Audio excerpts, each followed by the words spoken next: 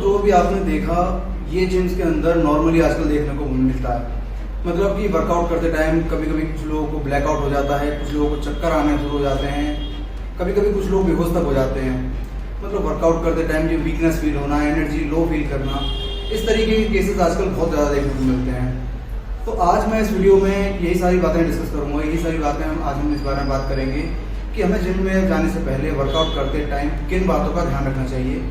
देखिए गाइस, जो जिम है, जो वर्कआउट सेंटर हैं, जहाँ पे भी आप हेल्थ एंड फिटनेस सेंटर में जाते हैं, ये जगह अपनी हेल्थ को अच्छा रखने के लिए होती हैं। कुछ लोग मसल बिल्डिंग करने के लिए जाते हैं, कुछ लोग फैट लॉस करने के लिए जाते हैं। सबके गोल अलग अलग हैं, लेकिन ओवरऑल हमें अपनी अच्छी हेल्थ मेंटेन करने के लिए ही जिम और वर्कआउट और एक्सरसाइज वगैरह हम लोग करते हैं। लेकिन अगर कुछ बातों का ध्यान ना रखा जाए, कुछ अगर चीज़ों का ध्यान ना रखा जाए, थोड़ी सी लापरवाही ये बहुत ज़्यादा डेंजरस भी हो सकती है। तो आज इस वीडियो में जो पॉइंट्स हम डिस्कस करेंगे, जो जिन पॉइंट्स के बारे में हम बात करेंगे, आप इसे ध्यान से समझिए और कोशिश कीजिए कि जब भी आप वर्कआउट करें, जब भी आप जिम जाएं, इन पॉइंट्स को ध्यान में रखकर ही वर्कआउट करें। इन पॉइंट्स को ध्यान में रखने के बाद ही जिम जाएं। सबसे पहला पॉइंट आता है, आपको कभी भी खाली पेट वर्कआउट नहीं करना है। आप अगर कार्डियो भी कर रहे हैं, कुछ केसेस में कार्डियो के लिए अलाउ किया जाता है कि आपको अगर आप LISS कर रहे हैं तो उस टाइम पे आप थोड़ा कार्डियो मतलब खाली पेट करते हैं। लेकिन मैं आपको फिर भी रिकमेंड करूंगा कि आप आधे से 1 घंटा पहले कुछ अपना प्री वर्कआउट में लेके जाएं। अगर आप मसल बिल्डिंग फेज में हैं तो भी आपको अपना प्री वर्कआउट मील लेके जाना चाहिए, क्योंकि प्री वर्कआउट मील का काम होता है हमें ड्यूरिंग वर्कआउट, ड्यूरिंग कार्डियो, जब भी आप कोई भी वेट ट्रेनिंग कर रहे हैं या फिर आप कार्डियो कर रहे हैं तो उस टाइम पे आपको एनर्जी देना। प्री वर्कआउट के लिए मैंने एक सेपरेट वीडियो बनाया हुआ है, कितने टाइम पहले हमें प्री वर्कआउट मील लेना चाहिए, प्री वर्कआउट में हम क्या ले सकते हैं, ये सारी चीज़ें उस वीडियो में डिस्कस की हुई हैं। आप चाहें तो वीडियो देख सकते हैं। दूसरा पॉइंट आता है, हाइड्रेशन के लिए हमें हमेशा एक वाटर बॉटल साथ में रखनी है। जब भी आप जिम जाएंगे आपको एक वाटर बॉटल साथ में जरूर रखनी है, साथ में एक टॉवल भी लेके जाइए। देखिए, जब भी हम वर्कआउट करते हैं तो उस टाइम पे हमें स्वेटिंग होती है, पसीना आता है और साथ में मतलब डिहाइड्रेशन होनी शुरू हो जाती है। कभी कभी जिम में आपने देखा होगा लोगों को बहुत प्यास लग रही होती है और उस टाइम पे वर्कआउट कर रहे होते हैं, क्योंकि उस टाइम पे हाई इंटेंसिटी वर्कआउट फेज में चले जाते हैं कुछ लोग, स्पेशली मसल बिल्डिंग जो कर रहे हैं वो लोग। तो उस टाइम पे ये जो केसेस होते हैं इस टाइप के कि जो मतलब अचानक से ब्लैकआउट हो जाना या चक्कर आ जाना, उस केसेस मतलब उस टाइप के जो केसेस हैं वो उस टाइम पे भी बहुत ज़्यादा होते हैं। तो आपको पानी हमेशा साथ में रखना है। जब भी आप जिम जा रहे हैं, जब भी आप वर्कआउट करने जा रहे हैं, उस टाइम पे आपको वाटर बॉटल साथ में रखनी है। और वर्कआउट के टाइम पे आपको हर एक सेट के बाद सिप करके पानी पीना है। अगर आप कार्डियो कर रहे हैं उस टाइम पे भी आप पानी पिएंगे, लेकिन थोड़ा अमाउंट में पानी पिएंगे। ऐसा नहीं कि मतलब बोतल लेके गए तो एक बार में पूरा पानी पूरी बोतल साफ कर दी और उसके बाद करो तो ब्लोटिंग मतलब थोड़ी ब्लोटिंग से आपको फील होनी चाहिए। और हाइजीन मेंटेन करने के लिए आप अपने साथ में एक टॉवल रखें। देखिए, ये कुछ बेसिक से भी पॉइंट हैं जो मतलब हर एक इंडिविजुअल को ध्यान में रखने चाहिए जब भी आप वर्कआउट जा रहे हैं, जब भी आप वर्कआउट करने जा रहे हैं। सॉरी, तीसरा पॉइंट आता है यहाँ पे आपको कि हमेशा ओवर फ्लेक्सिंग से बचना है। देखिए, फ्लेक्सिंग करना अच्छी चीज़ है। मतलब कुछ लोग वर्कआउट करते हैं उस टाइम पे पोजिंग करते हैं और एकदम मतलब टाइट करते हैं, अपनी कॉन्ट्रैक्शन करते हैं मसल्स को, और मतलब इसका फायदा भी होता है। फ्लेक्सिंग का फायदा होता है वो ये कि जब भी हम कोई भी वर्कआउट करते हैं, कोई भी सेट कर रहे हैं, किसी भी एक बॉडी पार्ट का वर्कआउट कर रहे हैं और उसके लिए फिर फ्लेक्स करते हैं, तो उसके जो ब्लड मतलब बॉडी में उस मसल के लिए ब्लड फ्लो बढ़ता है, मसल कॉन्ट्रैक्शन बढ़ता है उस टाइम पे, तो मतलब मसल टिश्यू ज़्यादा ब्रेक होते हैं तो अच्छी रिकवरी होती है। तो ये उस बॉडी पार्ट के लिए अच्छा है। लेकिन ओवर फ्लेक्सिंग करना बहुत गलत है।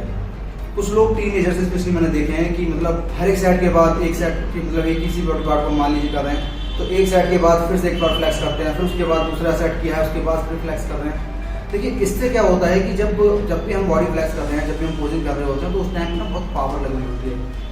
मतलब किसी भी मसल में हम जब मसल कॉन्ट्रैक्शन करते हैं तो बहुत ज़्यादा पावर यूज होती है बॉडी की। तो उस टाइम पे कुछ माइक्रो सेकंड्स के लिए भी ऑक्सीजन की सप्लाई अगर रुक जाती है तो सोच के देखिए कंडीशन कितनी डेंजरस हो जाती है। 90% केसेस ब्लैकआउट के इसी टाइम पे होते हैं। फिर एक पॉइंट आता है यहाँ पे, आपको हमेशा ट्रेनर की निगरानी में ही वर्कआउट करना चाहिए।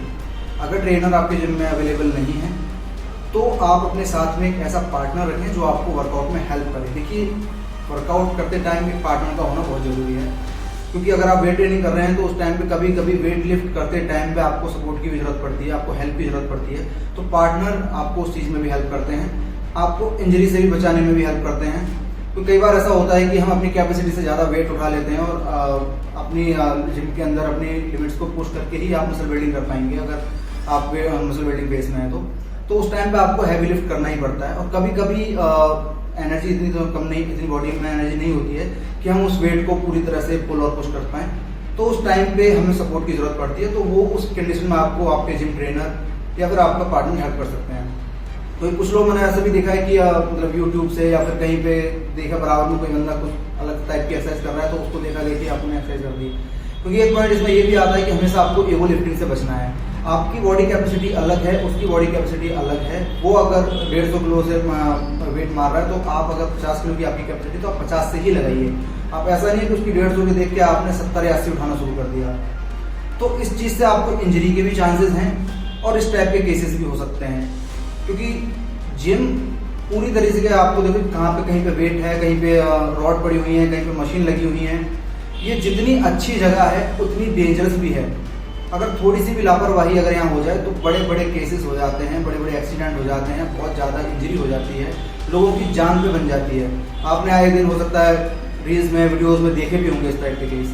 तो अगर आप जिम जा रहे हैं, डजंट मैटर आप मेल हैं फीमेल हैं, आप कार्डियो कर रहे हैं, सिर्फ नॉर्मली आप मतलब ट्रेडमिल पे दौड़ने जा रहे हैं या वेट ट्रेनिंग कर रहे हैं, आप कुछ भी कर रहे हैं, अगर जब आप जिम जा रहे हैं तो ये जो बेसिक से नॉर्मल से छोटे छोटे पॉइंट्स हैं इनको आप हमेशा ध्यान में रखिए।